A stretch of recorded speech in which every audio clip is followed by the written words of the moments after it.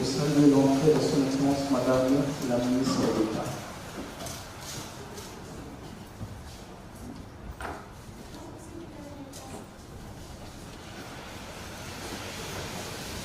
Comme une première prise de contact après si longtemps, c'est peut-être une bonne façon de se rencontrer à nouveau. Et évidemment, on va voir comment on pourra accommoder les demandes pour les réunions individuelles. Alors, avant d'entrer dans le vif du sujet, je tenais tout d'abord à exprimer en mon nom et en nom de notre peuple notre profonde reconnaissance pour les nombreuses marques de solidarité et de compassion que nous avons reçues pendant ces dernières semaines. C'était des semaines très difficiles, mais malgré le fait que j'étais en dehors du pays, je peux vous dire que nous avons reçu vos nombreux messages, vos nombreux appels, et nous les avons fortement appréciés. Nous apprécions aussi fortement le fait que beaucoup de ces appels et beaucoup de ces gestes de solidarité se sont aussi matérialisés à travers des contributions très importantes en termes de l'appui humanitaire et qui se traduisent justement en une aide concrète et par des offres de bons offices. Donc je tenais à revenir là-dessus et vous remercier encore une fois pour ces précieuses contributions et justement cette démonstration continue de solidarité. Et même s'il y a quand même un certain temps qui est passé, je tenais aussi, en mon nom propre, à saisir cette occasion pour réitérer clairement notre condamnation des attaques contre plusieurs missions diplomatiques survenues pendant les dernières semaines du mois de janvier. Je sais qu'il y a eu plusieurs prises de position au niveau du gouvernement, mais en ma qualité de ministre des Affaires étrangères, je tenais vraiment à réitérer ce message encore une fois et réitérer aussi le fait que ces actes sont inacceptables et vont complètement à l'encontre des principes fondamentaux et du droit international, mais surtout notre perception nous-mêmes, à nous-mêmes, de la diplomatie et comment nous souhaitons engager des relations constructives avec nos différents partenaires. Nous avons quand même réitéré le fait que le processus de Nairobi restait une option et la seule issue pour le M23. Et encore une fois, je réitère aussi le fait que le président honoraire Kenyatta, facilitateur du processus de Nairobi, a la pleine confiance du président Tshisekedi, qui lui a donné justement carte blanche de faire usage de son rôle en tant que facilitateur pour engager les différents groupes armés en fonction aussi de son évaluation. À cet effet, il y a des échanges continus entre les chefs d'État, surtout entre le président Tshisekedi et Lorenzo. Je ne vais pas entrer dans les détails, évidemment. Mais nous saluons l'engagement continu de l'Angola pour justement ne pas mettre en péril les acquis du processus de Luanda et pour œuvrer pour leur consolidation. Et donc, nous saluons aussi l'engagement politique continu du président Lorenzo. Je pense que c'est une question vraiment de quelques jours où nous allons voir tout cela prendre une forme beaucoup plus claire et nous allons aussi sortir un peu des spéculations. Je vous demande juste d'être patient.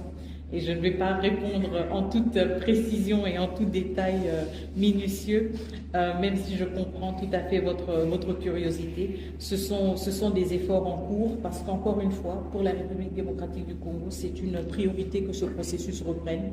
Donc il y a beaucoup d'échanges continus au niveau des chefs d'État dans la sous-région. Qui encore une fois ne sont pas nécessairement divulgués et qui ne font pas nécessairement l'objet de communication officielle, mais nous sentons, pas seulement au niveau de la République démocratique du Congo, mais au niveau aussi de la région, de la sous-région, aussi le besoin de reprendre le plus vite possible le processus de Luanda et celui de Nairobi, pour ne pas perdre le momentum et pour pouvoir passer à l'action rapidement. Nous voulons surtout éviter de nous retrouver dans une situation d'enlisement et dans une situation où après on ne sait pas comment relancer les choses. Donc je comprends et je partage tout à fait votre impatience et je pense vraiment que dans le prochain jour, on pourra avoir plus de clarté là-dessus.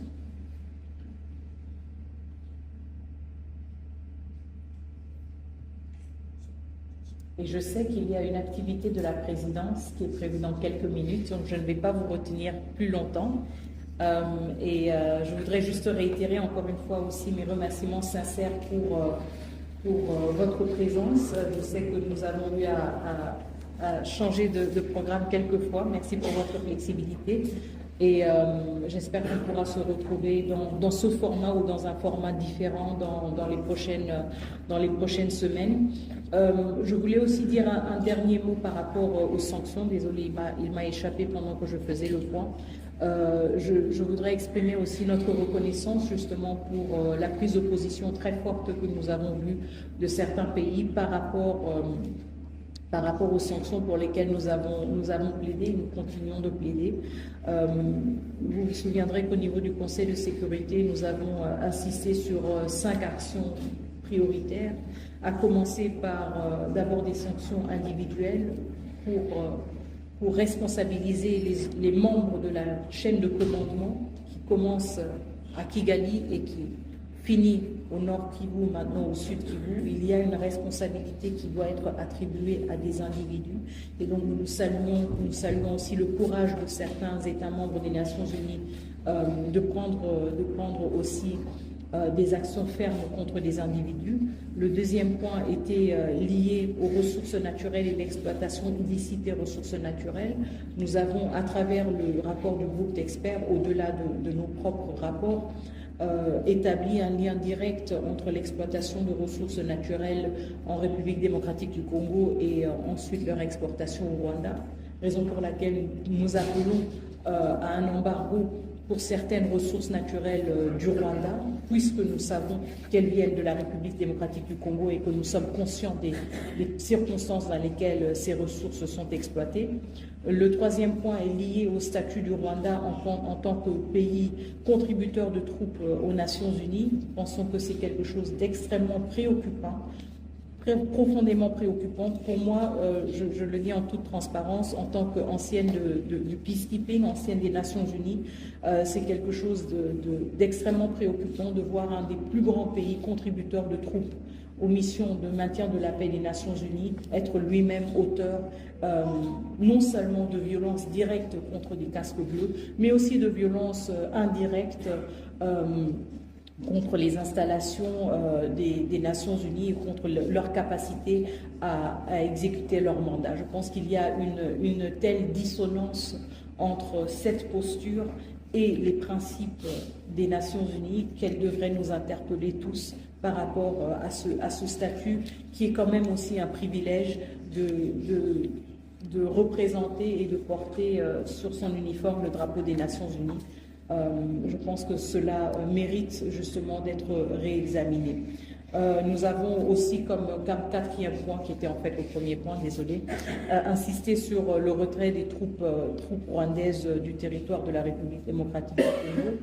Et le cinquième point, qui m'échappe toujours, le cinquième point, pardon.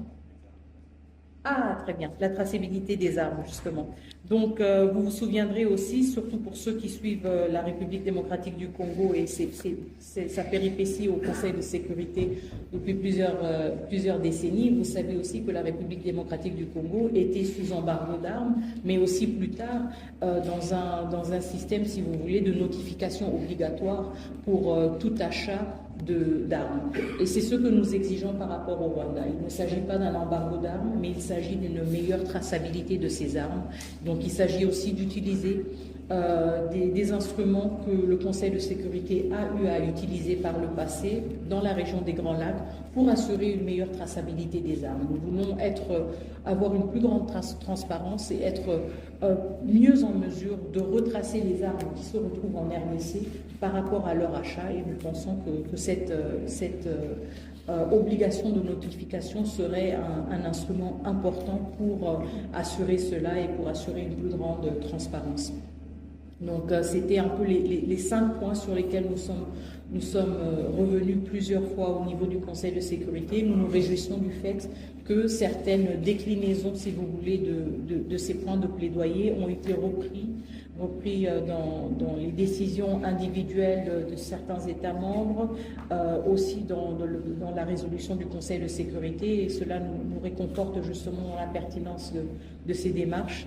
Et nous continuons à insister sur le fait que le Conseil de sécurité et la communauté internationale devraient continuer à faire usage de ces différents mécanismes et instruments pour une plus grande redevabilité, mais aussi, et je pense que ça c'est un point important, mais aussi ne pas sous-estimer le potentiel de sanctions pour éviter encore plus de violence.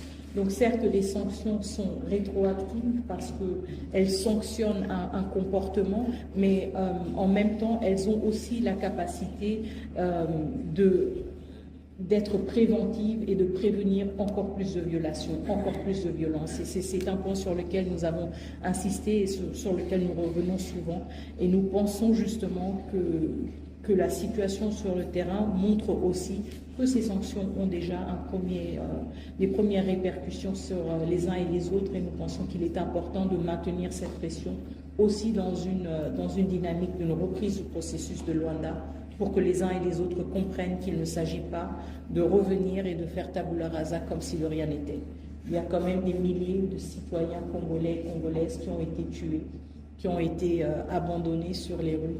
Nous avons vu des scènes horrifiques, nos téléphones, et je suis sûre que c'est le cas pour certains d'entre vous, vos téléphones sont pleins de vidéos, d'images atroces. Et je pense que nous sommes tous aussi dans le souci de gérer tout cela d'une manière ou d'une autre, aussi psychologique. Mais nous ne pouvons pas dissocier justement toute perspective d'une relance d'un processus diplomatique de cette réalité-là aussi, de cette atrocité que la ville de Goma et la ville de Bukavu ont vécu. Et donc l'aspect de la redevabilité est extrêmement importante. Et nous insistons là-dessus. Merci beaucoup, je vous souhaite une excellente journée et à très bientôt, dans d'autres formats certainement. Merci. Merci beaucoup. L'assistance est priée de Dieu vouloir sur le fait de saluer une sortie de son excellence Madame la ministre. Merci.